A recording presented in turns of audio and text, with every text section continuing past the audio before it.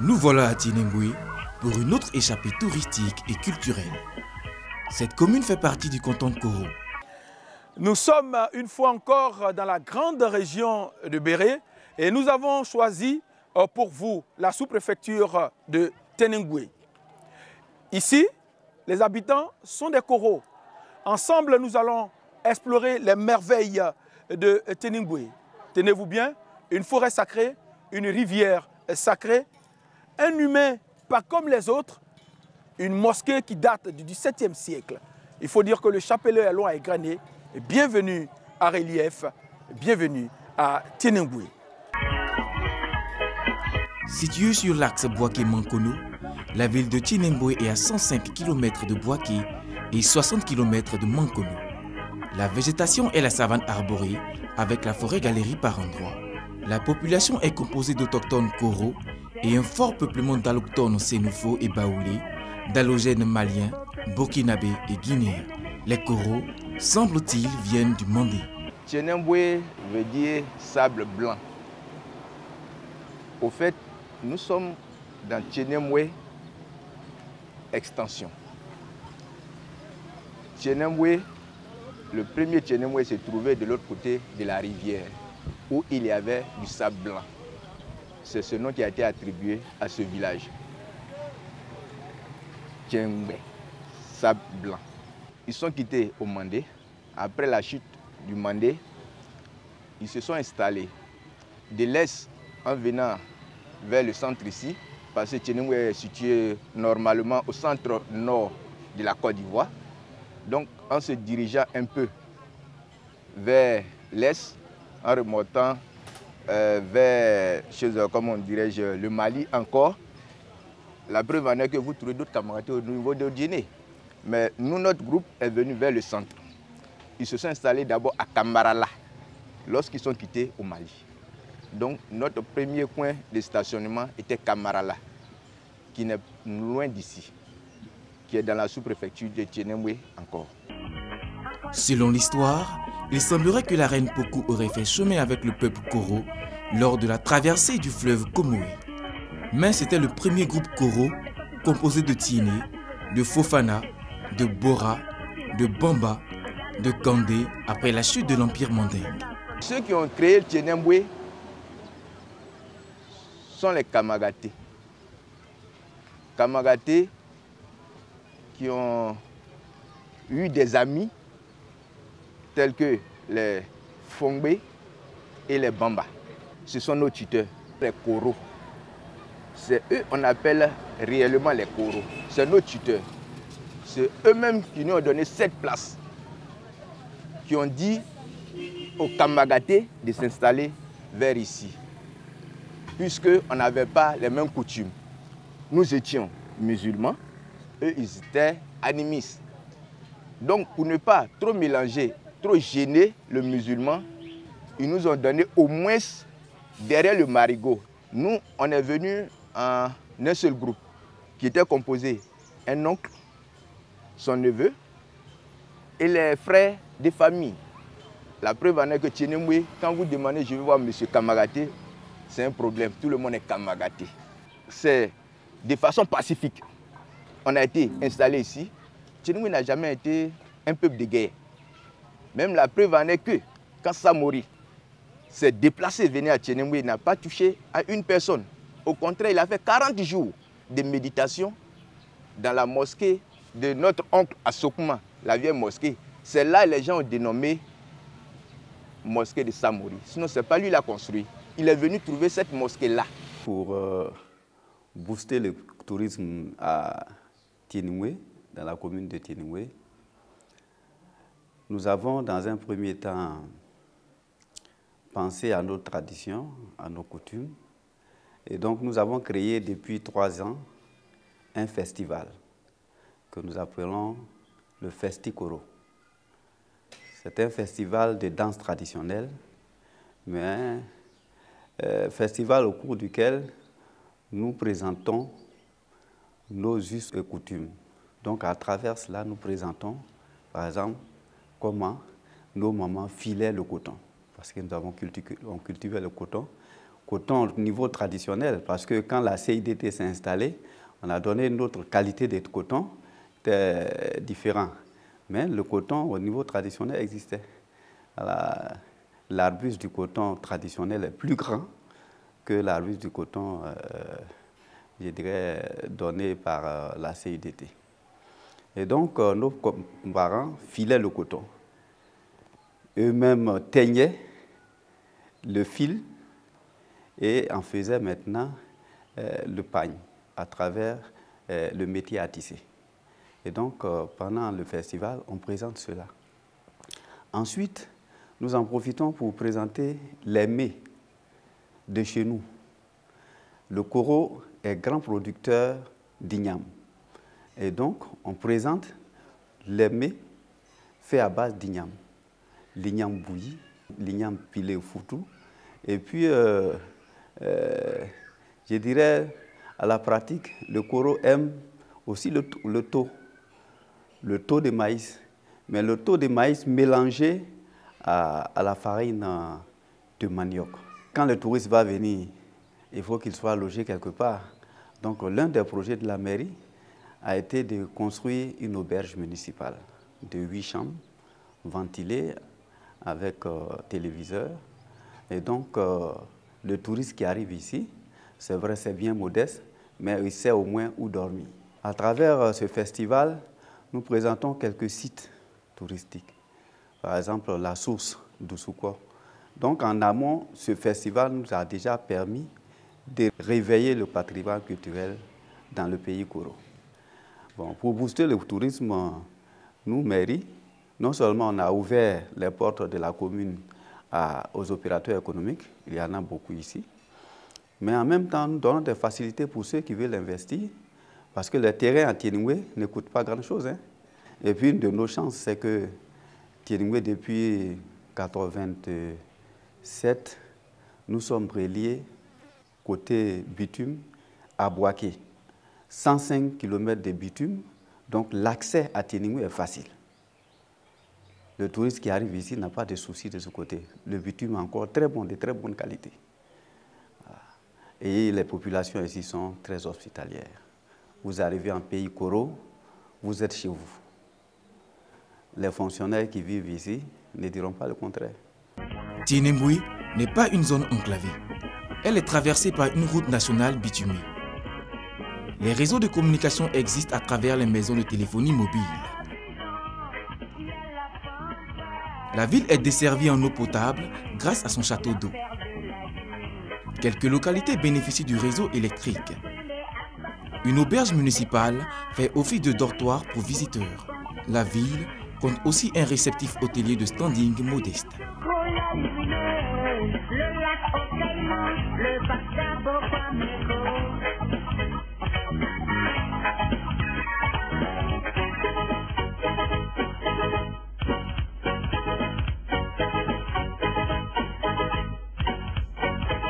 À l'instar de nombreuses villes du pays, Tieningwe a un marché permanent où l'on peut s'approvisionner en vivres et non-vivres. La commune dispose d'un centre de santé urbain et des dépôts de médicaments. 3 religions cohabitent en paix, l'islam, l'animisme et le christianisme. Les paysans bénéficient de l'encadrement du ministère de l'Agriculture par la présence de la CIDT pour le traitement du coton, l'ANADER pour les produits vivriers et de rente. La ville met un point d'honneur sur l'éducation scolaire avec la présence de plusieurs établissements secondaires et primaires.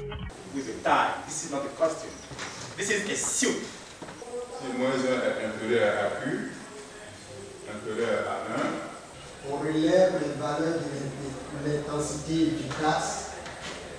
La sécurité échoit aux eaux et forêts et à la gendarmerie nationale.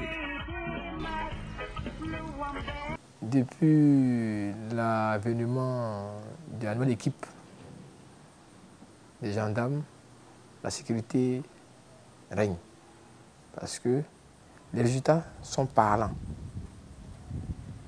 Depuis 2015, les coupeurs de route, il n'y en a plus à Tieningwe. Nos parents, agriculteurs, vaguent tranquillement à l'occupation. À Tienenboué, les atouts touristiques et culturels sont nombreux et diversifiés. La mosquée antique de Samori Touré, située en plein centre de la ville, est actuellement utilisée par la communauté musulmane. Nous décidons de la visiter. Nous sommes à la mosquée qui date du XVIIe siècle et nous sommes avec Monsieur Bassiafa Kamagaté qui est notre guide. Alors, comment ça va ici? Ça va très bien. Alors, ici, c'est une mosquée, dit-on, qui date du XVIIe siècle. Est-ce que vous pouvez nous faire un peu l'historique de la mosquée? La mosquée existe depuis précisément 1622. Les dépositaires de cette mosquée sont tout juste dans la mosquée. Bientôt, nous irons à la découverte. Ok. Alors, qu'est-ce qu'on peut trouver dans cette mosquée? Suivez-nous pour cette belle découverte. Merci bien. On y va. Bah, Nikana. Bah, Nikana.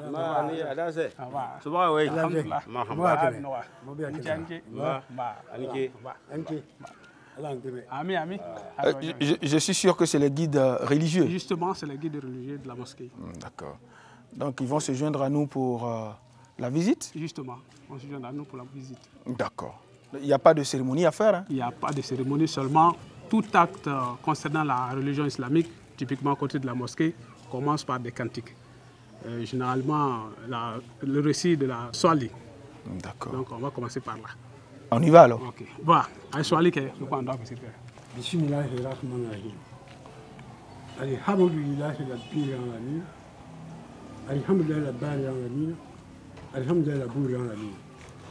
Allahumma salli ala sayyidina Muhammad wa ala ali sayyidina Muhammad wa sallam. Allahumma salli ala sayyidina Muhammad wa ala ali sayyidina Muhammad wa sallam. Allahumma salli ala sayyidina wa nabiyina wa mawlana Muhammad wa ala ali Muhammad wa sallam. Alhamdulillah rabbil alamin. Alhamdulillah kaseera. Amin. Voilà. Amin. Amin. Je peux me connaître. Bilumi en VAB. Lumba Jasero. Quand on tombe à la tige, filmé. Koubari. En mignon là. Inch'Allah. Nous sommes au Lavasa. En mignon là. Un mieta. Pengwalo. Benyala. Abani. Amena. En nous, il y a un comment Soyez à la Mohamed. Salim. Salim. Ah ben, c'est pour vous dire que je suis en train de prendre toutes les bénédictions. Voilà. On y va là?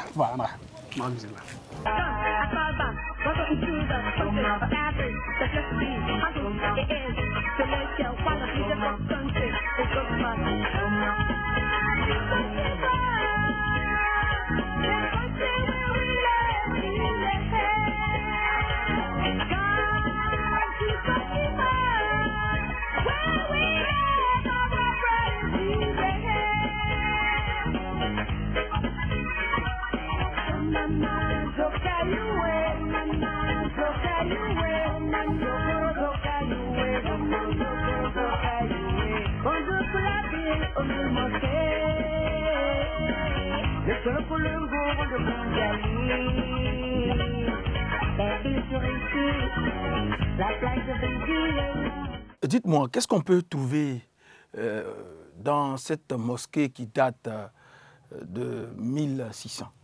Le premier cadeau que nous offrons à tout visiteur, c'est d'abord l'architecture très vieillissante et qui, à cause de l'entretien, tient encore.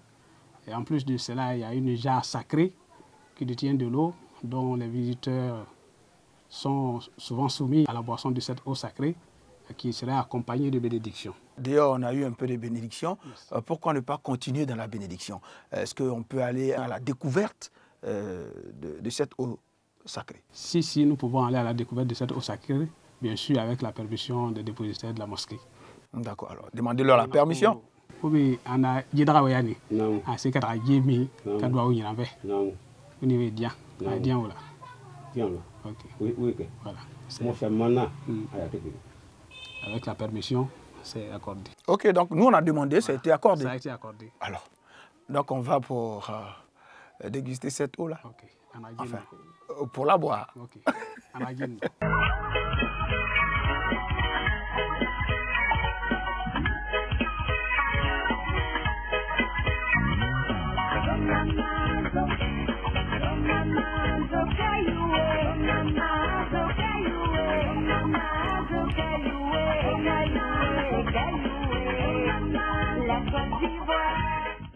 bien, nous sommes à la jarre sacrée où les visiteurs arrivent et trouvent de quoi à boire.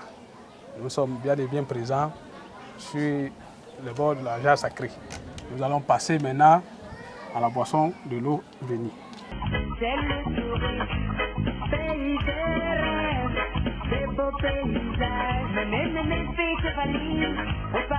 Quelles sont les différentes bénédictions que nous pouvons avoir? Oh,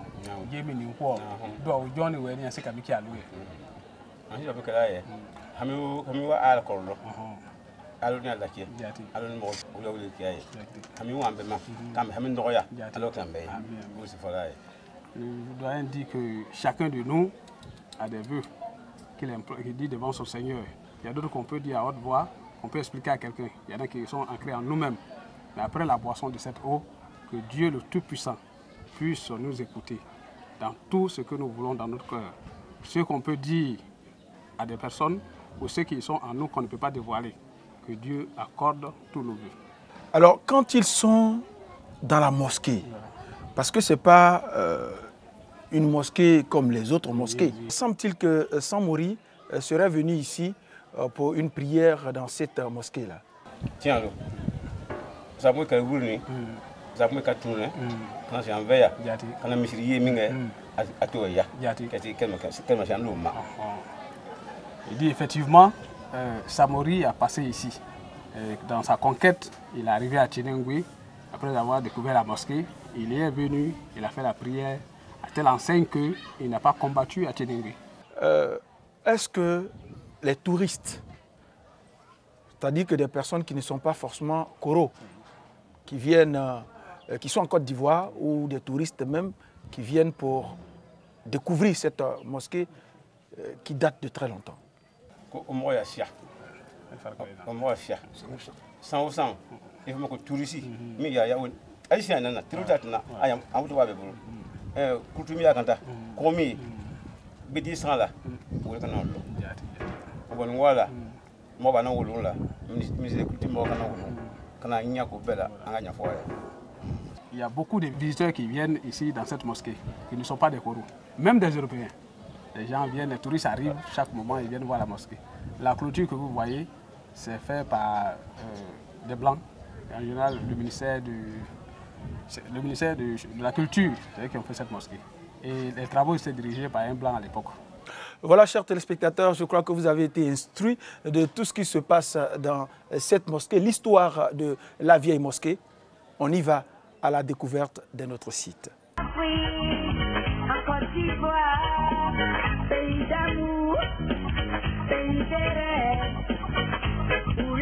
Après la visite de l'ancienne mosquée, notre guide nous présente un personnage atypique.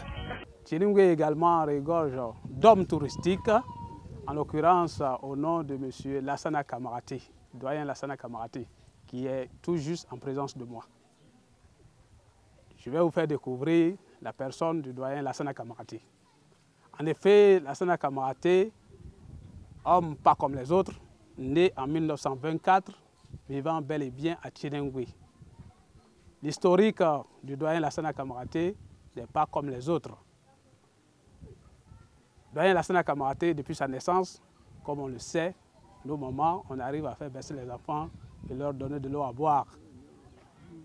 Au cours d'une première séance, bien sûr de boisson de cette eau, le vieux Lassana Kamaraté est tombé évanoui. La pauvre maman, n'ayant pas d'autre moyen, a été obligée de répéter. La deuxième séance a failli lui coûter fatal. Donc, elle a décidé de ne pas donner de l'eau à son enfant. Et depuis les années 1924, le vieux Lassana Kamaraté vit sans eau. Il ne boit pas l'eau. Et il vit avec nous, il est bel et bien là, avec nous.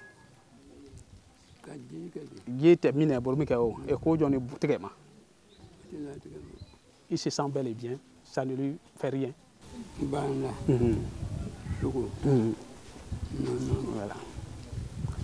Il dit qu'il vit de lait, de banane et de viande. Et d'accord avec le problème et d'accord avec Djati. Et d'accord avec Djati. Il évacue bien sans problème. Voilà. au reste du monde qui n'ont pas encore vu lui sa position, il leur dit que c'est bel et bien Dieu qui existe. Lui, sa position, c'est Dieu qui l'a mis là et il s'y tient fermement. Non loin de notre homme, pas comme les autres, les vieilles femmes filent manuellement le coton pour rappeler la tradition aux jeunes générations.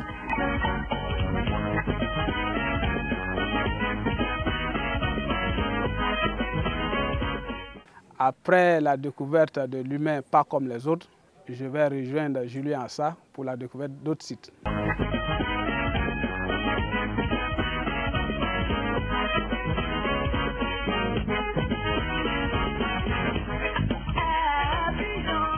Avant de quitter les lieux pour le marigot sacré, les femmes et les hommes nous gratifient successivement de la danse mandjé et kroubi. La chanson qu'ils sont en train de dire signifie Yaramoka Laho Ya Adam.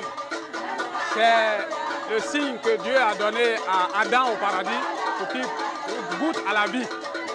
Donc cette danse, c'est la conjonction des hommes et des femmes. C'est ce qu'ils sont en train de dire dans la danse, Yaramoka Laho Ya Adam.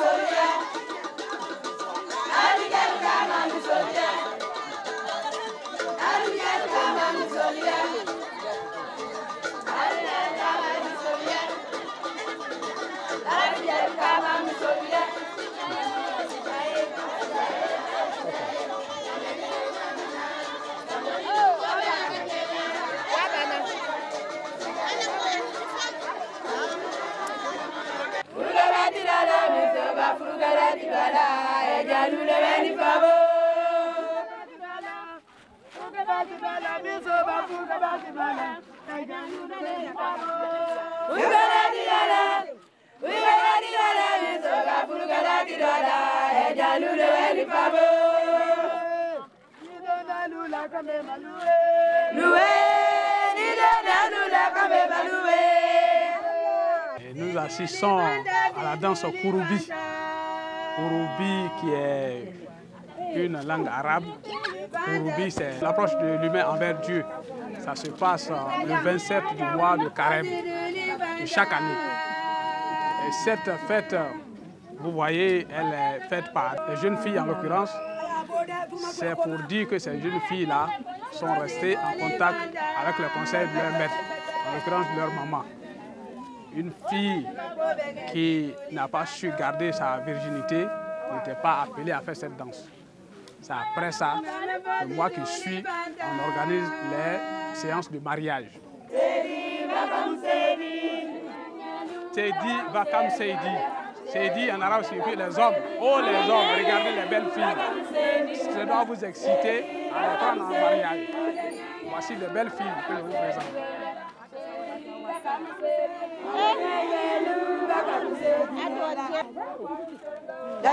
Car les jeunes filles, à ne pas être trop rigides envers les hommes, parce que après tout, nous sommes leurs épouses. Si un jeune homme se présente avec une fille, selon nos parents nous ont dit, une fille est prête à se marier un jour. Donc soyez, écoutez ce que vos jeunes frères vont vous dire, pour qu'on puisse créer de bons mariages.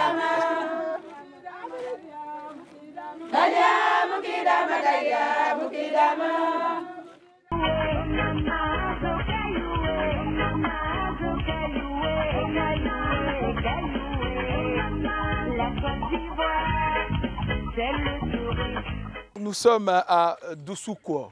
Dousoukwa, c'est quoi? Eh bien, Dousoukwa est une rivière sacrée.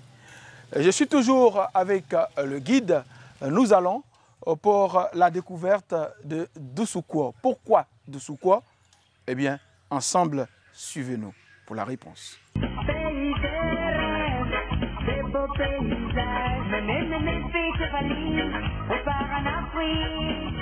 On sent qu'il y a des barbelés. On a l'impression que vous êtes en train de protéger ce site. Effectivement, nous sommes en train de protéger le site parce que c'est le premier point d'eau de Tinengue. Et aujourd'hui, compte tenu de l'avènement des élevages, en l'occurrence les bœufs et autres. Ils arrivent à rentrer dans la mare, et ça fait, ils déposent les déchets par-ci, par-là. Il y a des poissons dedans, et puis ils peuvent les piétiner. Voilà pourquoi nous avons pris de barbarie pour pouvoir protéger le site. D'accord. Alors, explique-nous un peu l'histoire de ce marigot-là. Effectivement, le marigot d'Oussoukoua répond au nom d'une de nos mamans, de nos grandes-mères, en l'occurrence la femme du fondateur du village, qui répondait au nom de Konmogwe. C'est sa femme qui s'appelait Madoussou. Donc quand il a découvert l'eau, il a donné le nom de sa femme au marigot, qu'on appelle Doussoukoua. En koro qui signifie le marigot de Madoussou. Le marigot de Madoussou est une eau douce, n'est-ce pas? Alors qu'est-ce qu'on peut trouver dans ce marigot-là? Une eau douce, on y trouve des ciluires, il y a même des crocodiles qui y sont, à telle enseigne que le marigot ne tarit jamais. D'accord. Alors quel est son caractère sacré?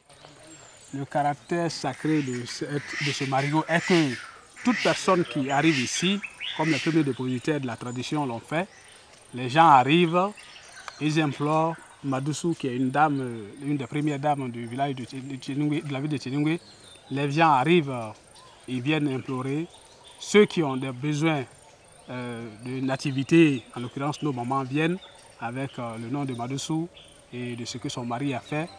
Et il y a un marigot est toujours habité par des êtres surnaturels, en l'occurrence des génies. Donc les gens arrivent, ils font des rituels et ça marche très souvent. Ça veut dire qu'on peut faire du tourisme pour avoir de la chance, on peut faire du tourisme pour pouvoir procréer, on peut faire du tourisme et puis demander ce qu'on veut. Justement.